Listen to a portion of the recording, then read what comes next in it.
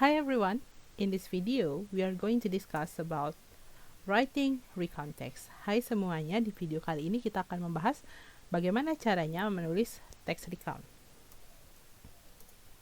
Okay, so here, as usual, I have examples of a short recount text before we move to the explanation of the materials. Nah, jadi di sini anak-anak seperti biasa, sebelum kita masuk ke penjelasan materi, Miss memiliki sebuah contoh teks recount singkat di sini. So you can read together the text with me from your home. Jadi anak-anak bisa ikut membaca teksnya bersama Miss dari rumah masing-masing. Okay, so let's start. Kita mulai. Study tour to Jogja. Last December, my student and I went to Yogyakarta for a study tour. We stayed at a hostel near Malioboro. On the first day, we visited Prambanan Temple. We wanted to see three big temples, the Brahma, Siva, and Vishnu temple. But we could visit only Brahma and Siva temples. It was because Vishnu temple was under renovation. On the second day, we went to Keraton Jogja. We spent about 2 hours there. We were lucky because smart and friendly guide accompanied us. Then, we continue our journey to Borobudur Temple. We arrived there at 3:45 p.m. At 5 p.m., we heard the announcement that Borobudur Gate would be closed. So, we didn't have so much time to explore Borobudur. In the evening, we went back to Denpasar by bus. It was a tiring trip, but we were happy to visit Jogja. Okay? So that is the text entitled Study Tour to Jogja. Nah, jadi itu tadi teks recount yang berjudul Study Tour to Jogja atau Study Tour ke Kota Jogja. Okay, so from the title, we know that the writer want to tell her or his experience when the writer and the student went to Jogja for study tour. Nah, jadi di sini dari judulnya saja kita sudah tahu. Teks ini menceritakan tentang kejadian dari si penulis, ya, writernya, tentang kejadian yang dia alami saat study tour ke Yogyakarta. Okay. So, in this text, the writer tell what happened when they did the study tour. Jadi diceritakan apa saja yang dialami oleh si penulis dan juga muridnya, berarti si penulis ini kira-kira guru gitu ya. Apa saja yang mereka alami ketika berada di Jogja untuk study tour. The writer tell the events in chronological order. Nah, di sini ceritakan kejadiannya secara berurutan seperti itu. Okay, so my question. Can you tell what things we should consider in writing a good recount text? Nah, kira-kira anak-anak, menurut anak-anak hal-hal apa saja sih yang perlu kita perhatikan ketika ingin menulis sebuah teks recount yang baik? Okay, so here's we start the explanation. Kita mulai penjelasannya. Okay, writing step in recount text. Langkah-langkah ketika menulis teks recount. Okay, so here there are some important steps in writing good recount text. Jadi di sini ada beberapa langkah-langkah penting yang kita harus ingat ketika akan menulis sebuah text recount. First, choose particular occasion or experience or event in the past as a topic of the text. Yang pertama adalah pilih sebuah kejadian atau pengalaman di waktu yang lampau, di waktu yang sudah terjadi gitu ya, in the past, sebagai topik teks anak-anak. Contoh tadi di teks study tour to Jogja, berarti kejadian yang mau diceritakan adalah kejadian study tour. Another example, awful holiday, liburan yang buruk, unforgettable experience, pengalaman yang tidak terlupakan, wonderful trip, perjalanan yang luar biasa, bad day, hari yang buruk, dan masih banyak lagi. So you can choose experience that happen to yourself or to other people. Jadi anak-anak di sini bisa menceritakan topiknya itu boleh dari pengalaman anak-anak sendiri ataupun pengalaman orang lain yang anak-anak tahu kejadiannya seperti apa. Okay. Next, second point. Choose specific participant for the text. Who is the character? Nah, jadi yang berikutnya adalah pilih tentukan karakter dalam teks recount anak-anak ini siapa. Apakah anak-anak sendiri sebagai penulisnya atau orang lain.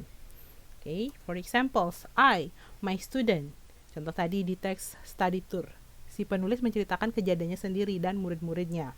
Okay, and then we, he, they, her brother, or Agung. Bisa juga anak menggunakan orang lain sebagai tokohnya. Jadi sebutkan nama orang tersebut siapa. Misalnya di sini Agung. Seperti itu. Third, choose specific setting of time and place. When it happened, where it happened. Nah, yang berikutnya adalah tentukan alur dari teks recount anak-anak. Kapan kejadiannya? Di mana kejadiannya? When, kapan? Where, di mana? Jadi kalau when, time. Okay, where is the place? When, itu waktunya. Where, itu tempatnya. For example, time setting. Last December, last week, yesterday, 2 years ago. Contohnya, untuk waktunya, last December, bulan Desember yang kemarin. Last week, minggu lalu. Yesterday, kemarin, 2 years ago, 2 tahun yang lalu. Okay, next, for the place setting, untuk alur tempatnya atau latar tempatnya. In Jogja, at Prambanan, at school. Okay, jadi ketika anak-anak menceritakan teks recount, tidak harus mengambil setting tempat yang jauh di Jogja, enggak. Bisa juga at school, di sekolah, atau at your home, at your house, di rumah sendiri bisa. Okay. Next point is, describe the event in recount text in chronological order. Jadi yang berikutnya adalah ceritakan kejadian dalam teks recount tersebut atau peristiwa yang anak-anak alami secara berurutan. Chronological, jangan acak. For example, kita ambil dari teks study tour to Jogja tadi. First, we stayed at hostel near Malioboro. Mereka tinggal di hostel di dekat Malioboro. So hostel is a little hotel. Jadi hostel itu seperti hotel mini, hotel kecil. Ya, itu kejadian pertama. Kedua, on the first day we visited Prambanan Temple. Nah, di hari kedua di hari pertama mereka pergi dulu ke Candi Prambanan. Nah, diceritakan setelah itu di Candi Prambanan ngapain saja. And then on the second day, nah di hari kedua mereka pergi kemana? Itu juga diceritakan secara berurutan. And the last, in the evening we went back to Denpasar by bus. Kegiatan terakhir yang mereka lakukan adalah pulang atau kembali ke Denpasar dengan bis, seperti itu. Jadi diceritakan secara berurutan. Okay, next, here's is about use simple past tense and past form verb or verb to. So, when we write recount text, we will use the sentence in a form of simple past tense and the verb in form of verb to. Jadi anak-anak perlu ingat, ketika anak-anak menulis teks recount, maka teks recount anak-anak akan menggunakan pola kalimat simple past tense. Dan kata kerja yang digunakan adalah kata kerja bentuk kedua, verb to. Okay?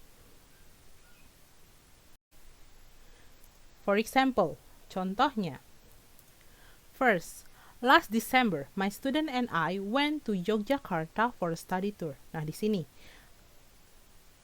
bunyi kalimatnya adalah Desember bulan lalu, murid saya dan juga saya pergi ke Yogyakarta untuk study tour. Di sini kata pergi menggunakan kata went. Kenapa bukan kata go? Karena kejadiannya sudah lampau, sudah pas, sudah terjadi pada bulan Desember. Oke, maka dari itu kata pergi di sini dalam bahasa Inggris menggunakan kata went. Oke. Next, it was because Wisnu Temple was under renovation. Berikutnya kalimatnya adalah hal itu karena Candi Wisnu dalam renovasi.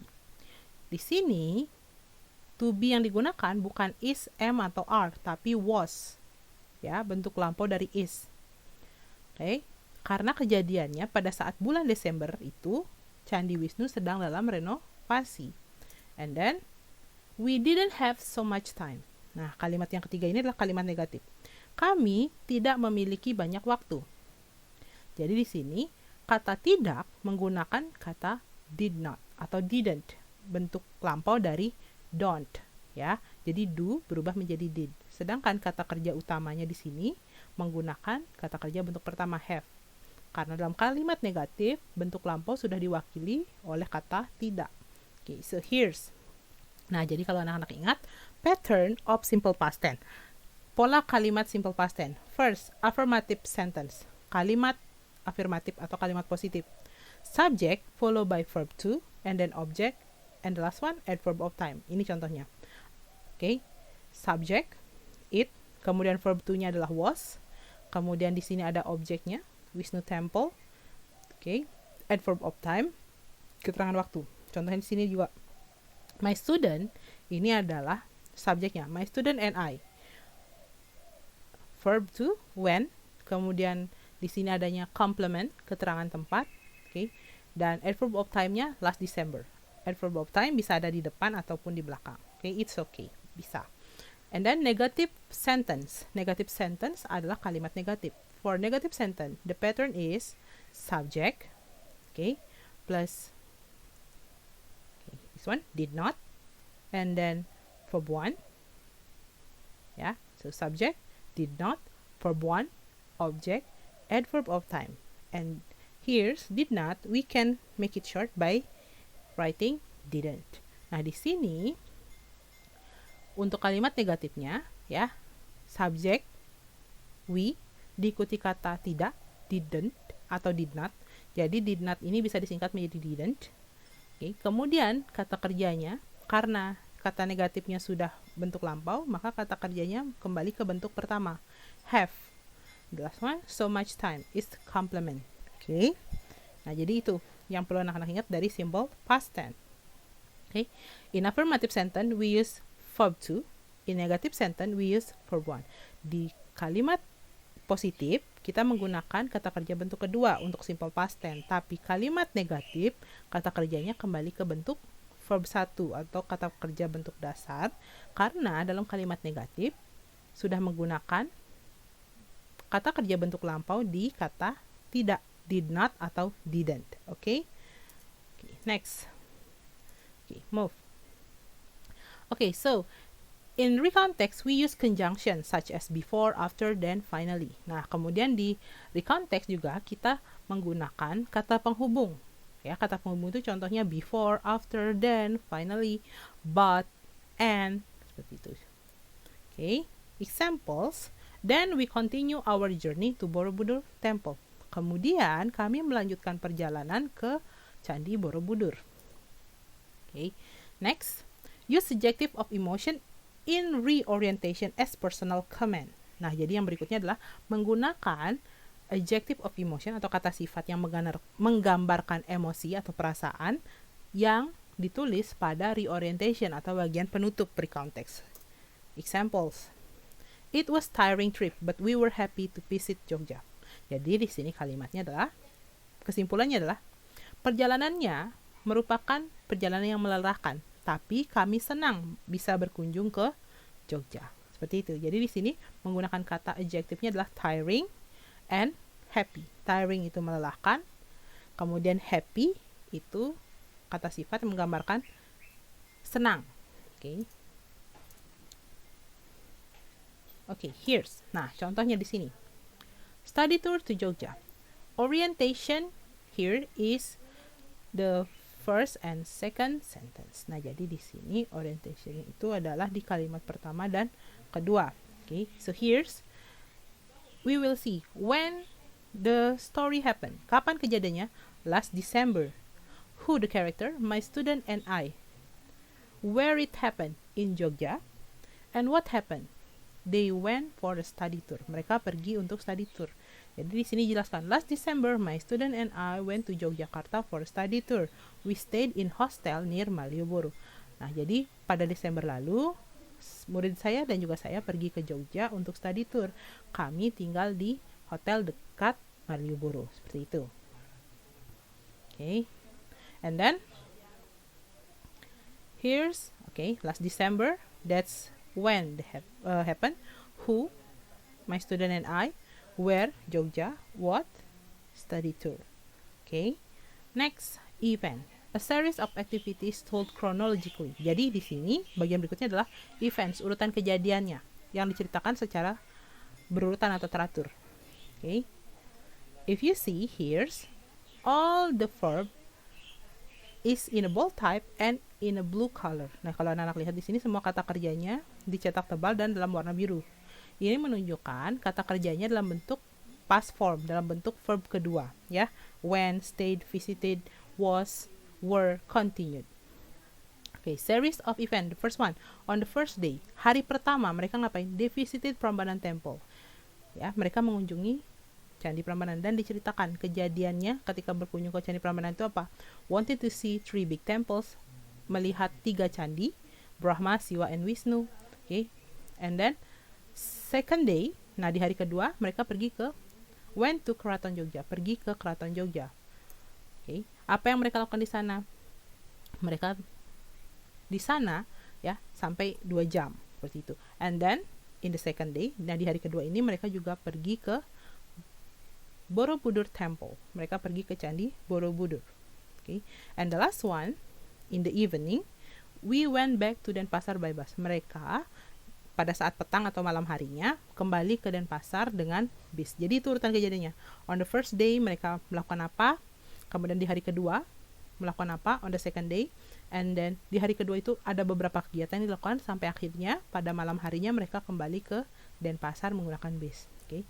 The last one is reorientation, how the character felt about the experience. Jadi ini reorientation itu adalah conclusionnya, kesimpulannya dari perjalanan itu. Apa yang dirasakan si tokoh, the character?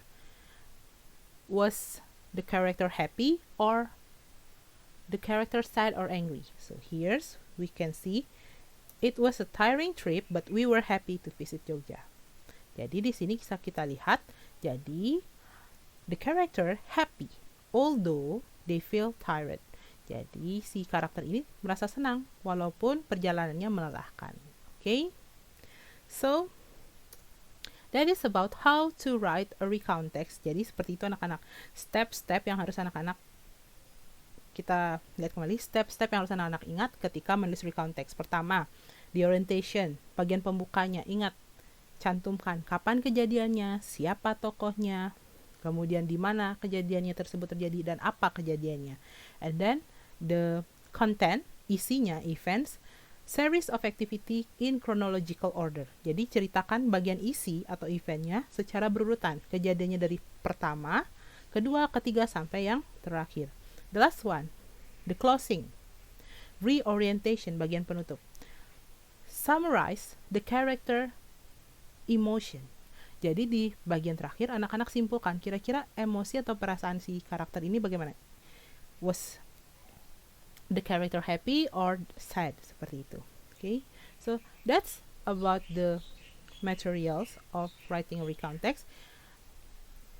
And we will do a practice in the classroom. So see you on the next video.